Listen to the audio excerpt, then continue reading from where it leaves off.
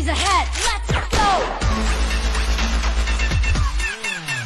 Hello guys, just now I got a Samsung USB Type-C adapter converter to 3.5mm audio jack. I just bought at Lazada at RM 8 ringgit. So we are gonna unbox. Let's see what happened inside the box. This one a black color. Look at that, how beautiful it is.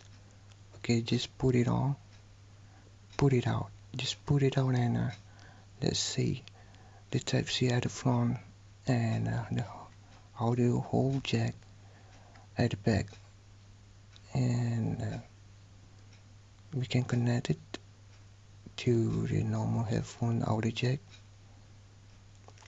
So now we have a headphone with a microphone built in it.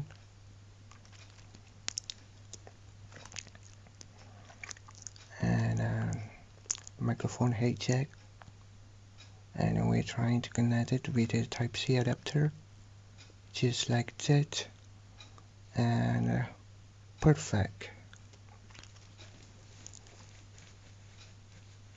And we are now connected with a headphone, and hopefully it's gonna be work, which is we can play the game with a microphone.